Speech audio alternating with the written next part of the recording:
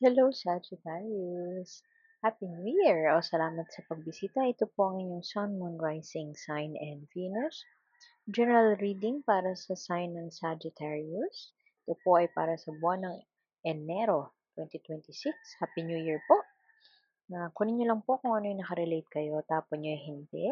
Kung hindi nakarelate, okay lang yan. Maaaring ang mensahe sa susunod na buwan ang siyang makakarelate tayo. Pero naniniwala ako meron at merong dahilan kung ba tayo napadpad dito. Pasensya na po sa mga ingay na inyong naririnig sa background. Kung naririnig niyo man, hmm, masyadong active ang pets ng mga kapitbahay namin. Anyway, Four of Cups in reverse.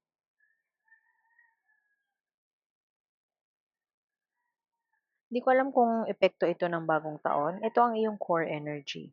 Um, Parang aalis ka na, siguro for the past few months, ikaw ay parang nalugmok, pwede nalugmok sa kalungkutan, nalugmok sa isang sitwasyon na hindi mo matakasan. Kasi ang upright niyan, tingnan mo, ayan, no, parang gusto niya magsolo. Kahit pa may lumalapit sa kanya, parang hindi niya nakatalikod siya do'n, hindi niya pinapansin. Tapos pero there are a lot of people who cares about you, maaaring yung friends mo, pero sadyang hindi mo magawang makipag-usap sa kanila. Usually, this could be depression. Usually those, parang yung mga gano'n, yung gusto mong magsolo, ayaw mo kumausap ng kahit kanino, usually sign yun ng depression. Pero hindi ko sure at wala ako sa posisyon para sabihin na depressed ka. Pero yun ang parang wala kang pakialam sa paligid mo, gano'n. Ayaw mong, ayan o, tingnan mo, oh, meron siyang dark ano, dark, aura or dark na parang enerhiya sa paligid niya. At merong somebody cares for you, pero gusto mo lang, hindi mo siya gaanong natututukan o gusto mo lang mag-solo. Ayaw mo siyang pansinin o puwede din na hindi mo sinasadya na pansinin.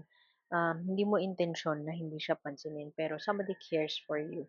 Yun ang upright niyan. Apathy, dedma sa lahat, pero reverse mo nakuha. So, maaaring this January, ikaw ay e-effort na para makaalis dun o gagawa ng ibang mga sitwasyon para gagawa ng ibang mga endeavors, magpaplano ng ibang mga ganap para lang makalaya ka na doon sa kalugmukan na yan. It's a beginning or it's the start of getting out of your comfort zone. Pwedeng ganon. Getting out of a situation na parang nagpalugmok sa'yo for the longest time. Tatabi ko muna dyan yung core energy, hindi niyo makikita sa frame. Okay lang yan. Kasi kukuha tayo sa bagong deck.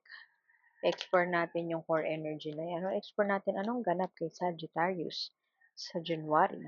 Again, kunin niyo lang po kung ano yung nakarelate kayo. Tapon niyo hindi. Um, depression. Maraming readings around that pwede kayo mag-check na ibang readings kung walang naka-resonate sa inyo. Pero naniniwala ako may dahilan talaga kung ba't kayo napadpad dito. Maraming bawat card kasi may meaning. Hindi lang yung kabuuan ng reading ang magme-make sense. Puwedeng yung deck na yan yung naka-relate kayo, puwedeng yung sa deck na ito, puwedeng sa isang card lang at lalo na yung sa dulo yung oracle card. So, kung hindi kayo naka-relate, yun nga, puwede kayo mag-check ng ibang reading, pero puwede din naman na subscribe lang kayo para maabutan niyo yung next na upload. Yung sinabi ko kanina, Sun card, reversed. So, maaaring yun nga, tayo ay nasa depressive phase pa rin, hindi pa tayo gano'n nakakalaya, hindi pa tayo gano'n, parang hindi pa natin nakikita yung silver lining. Hindi pa natin nakikita yung ano, kumbaga, light at the end of the tunnel kasi medyo may darkness pa surrounding us. Parang napaka-elusive ng kaligayahan para sa atin this period. Puwede din naman na holiday blues ito, puwede din naman na birthday blues. Kung napapanood mo 'to ng ano,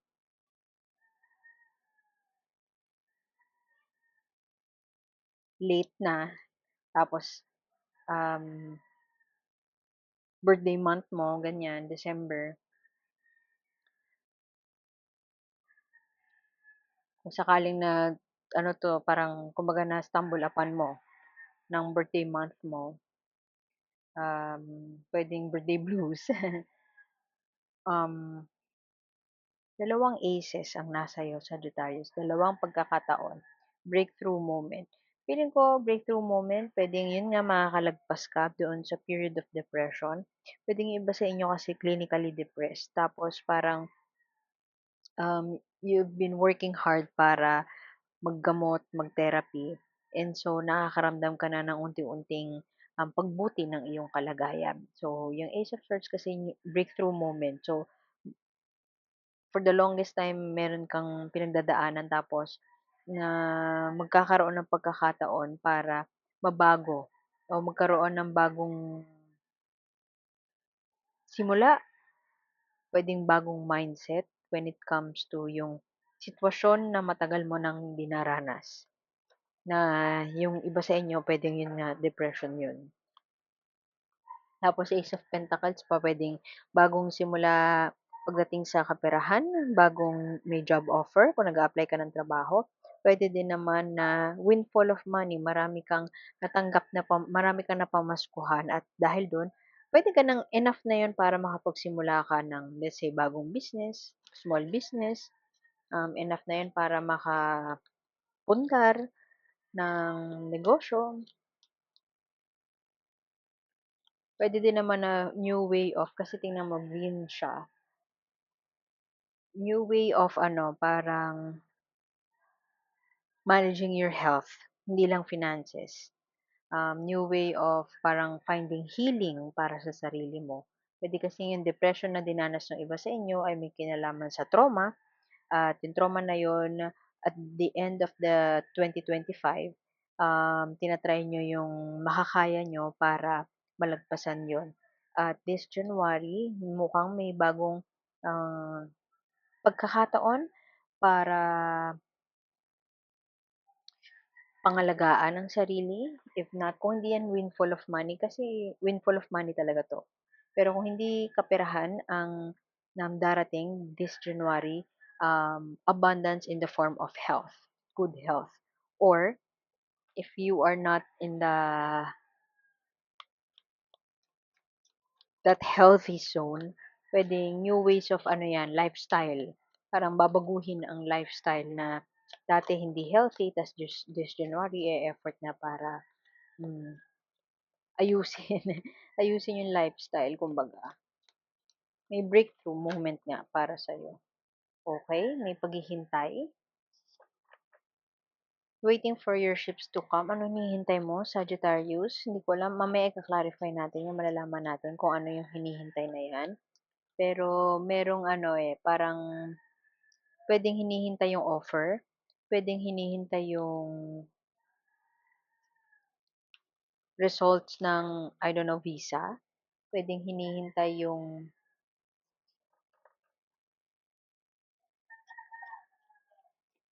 papeles, hinihintay mo na mag-January, I don't know, January 12 kasi dun darating yung parang may email sa'yo or result of something.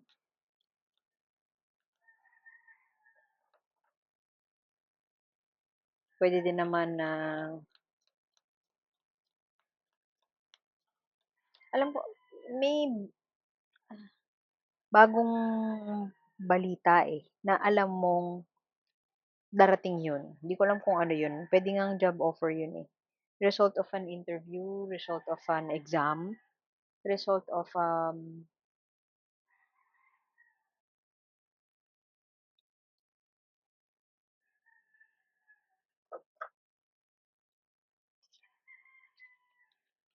something. Meron kang hindi maiwan kahit pa bigyan ka ng sangkatutak na pera o kaya bagong pagkakataon, puwedeng yung iba sa inyo kasi, hindi niyo pa maiwan kung trabaho ito, hindi niyo pa maiwan yung trabaho. Kung relationship ito, hindi niyo pa maiwan yung jowa niyo or yung partner niyo. Um, I'm getting hindi kayo married kasi para maisip mo na ano, umalis, tumalikod doon sa connection or do'n sa relationship. Parang gano'n kadali sa'yo na talikuran siya. Of course, hindi gano'n kadali, pero na sumasagi sa isip mo yung pag-alis o pag-iwan doon sa relationship. Kasi kung kasal kayo, mas matagal at mas mahirap umalis. Hindi siya gano'n kadaling sumagi. And, kung ano man itong windfall na 'yan, hindi mo basta-basta sisimulan. Hindi ka basta-basta may hesitation ako na pick up sa energy mo, Sagittarius, eh. Hindi mo basta-basta kakagatin kahit pa swerte na yung binibigay sa'yo.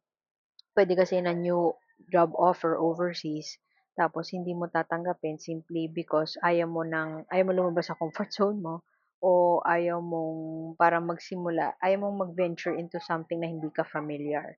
So, itong full card na ito na reverse, may hesitation sa part mo na gawin yon. Meron kang issue, long-standing issue na hindi maayos-ayos at yun ang nagko-cause ng depression sa'yo. Puwede kasi matagal na kayo may issue ng partner mo. Puwede din naman na work-related ito, matagal ka nang nasa toxic work environment at hindi ka makagawa ng paraan para makaalis do'n. Yung toxic or long-standing issue na 'yon, kung toxic work environment man 'yon o toxic relationship, it's not 'yun ang nagko-cause ng depression mo, and kahit pabigyan ka na ng offer para makaalis na do'n, makapagsimula ng bago, hindi ka basta-basta aalis. You have the full card here in reverse, ibig sabihin may chance na binibigay sa'yo sa universe na magsimula ng panibago. Pero ikaw mismo magdadalawang isip na magsimula ng panibago. Ang tower dito, this is parang end of an era to, sampal ni universe na parang itigil mo na yan, ako na ang gagawa ng paraan kung ayaw mong kumilos. Pero ikaw, yung iba sa inyo, gusto pa rin magstay sa kung nasaan sila. Gusto nila magstay doon sa comfort zone nila. Remember, ang core energy mo, aalis ka na doon sa comfort zone. Pero, it seems like with the supporting cards, hindi siya ganun kadali. Parang magiging ah, papaulanan ka lang ng signs ni ni universe para totally umalis na, pero it seems like it will be very difficult for you na umalis. Oh, Ace of Cups pa, new beginning in love. Kung ano man yung trouble na or issue na pinagdadaanan mo this month, it seems like babatuhan ka ni universe ng new opportunities para lumabas sa comfort zone mo.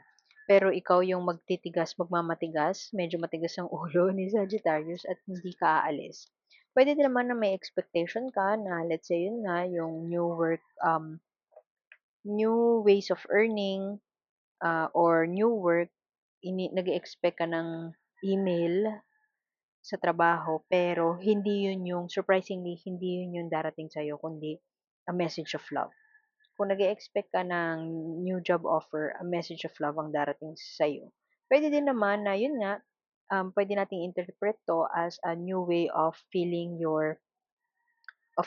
healing, of pouring more love into your own cup, parang self-love, ganyan.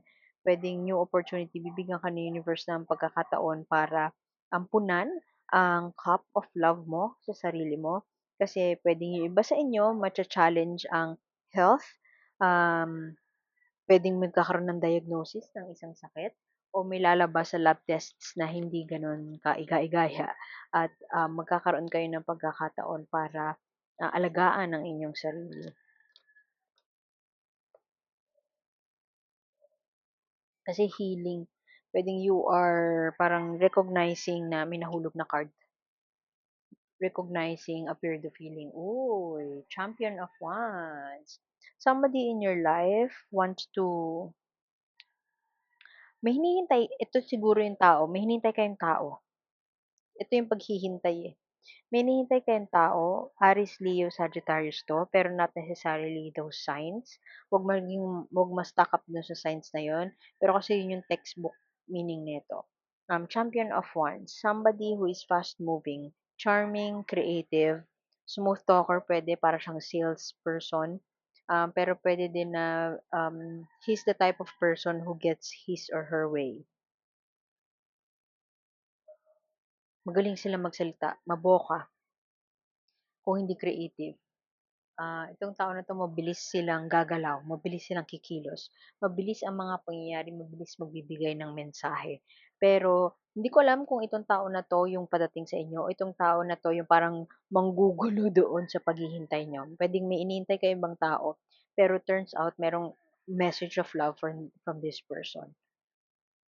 Puwede din naman na old friend nito biglang mangungumusta sa inyo, tapos, you are nursing a broken heart, you are in this depressive phase, ah, some sort of an offer will come from this person. Puwede kasi na itong tao hindi siya love related, puwedeng itong tao na 'to siya yung mag-o-offer sa inyo ng job. Sila yung magbibigay sa inyo ng project, puwedeng gano'n. Or puwede din naman na yun nga, sila yung hinihintay niyo. Alam niyo na kung sino 'to. May hinihintay kayong mensahe from this person. Puwede din naman na may hinihintay kayong something else at itong taong 'to iba ang mensahe na ibibigay sa inyo. Wawasakin niya yung paghihintay niyo, wawasakin niya yung patience na meron kayo. Parang ano pa, in limbo pa kayo this January.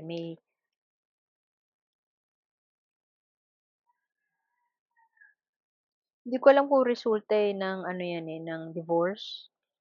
Wala namang divorce dito, resulta ng whatever separation, papeles. Paghihintay, yun ang title siguro nito, paghihintay. May hinihintay kayo, pero mabilis ang mga pangyayari. Mabilis mangyayari ang mga dapat mangyari. Kung yung sampal na universe ang mangyayari, mabilis siyang darating.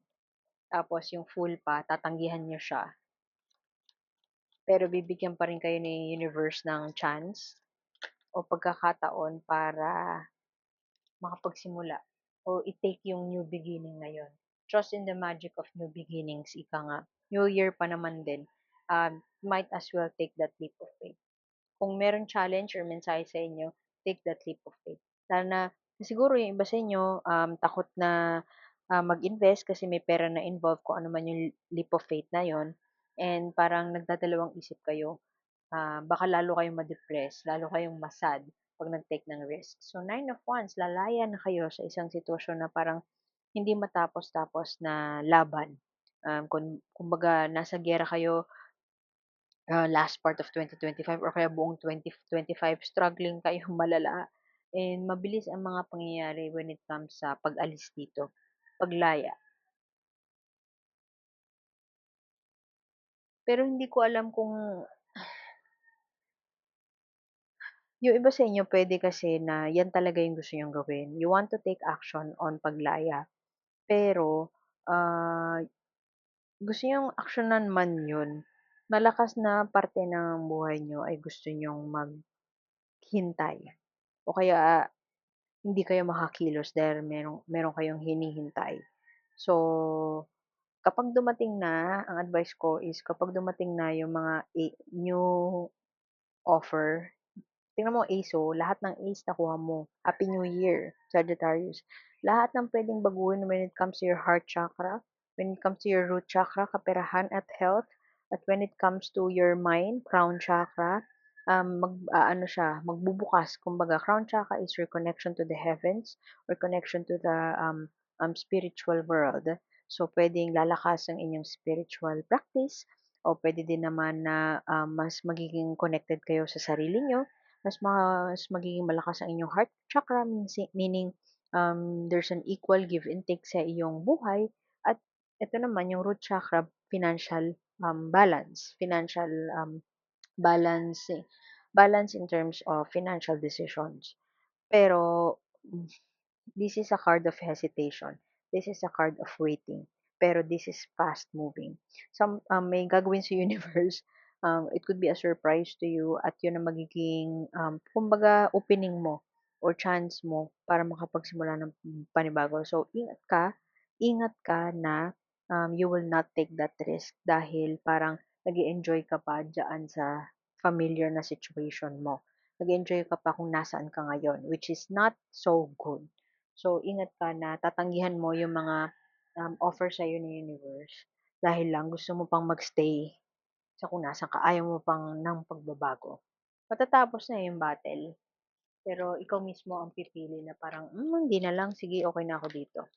Anong message mo kay Sagittarius? Bloom in the mud. Nice. Walang biyaya na hindi dapat pagsumikapan. So, kapag binigyan niya sa'yo oportunidad ni universe, puwedeng natatakot ka na simulan ito, na tanggapin ito kasi feeling mo hindi ka deserve. deserving o parang feeling mo masyado siyang mahirap hindi mo magagawa. Itong card na 'to, Bloom in the Mud, this is a reminder for you na a beautiful version of yourself can be created out of struggles. So, kailangan may pagdaanan mo ng 'pag halimbawa kino-question mo na, "Bakit sa'kin nangyayari 'to? Ba't ang malas-malas ko naman?"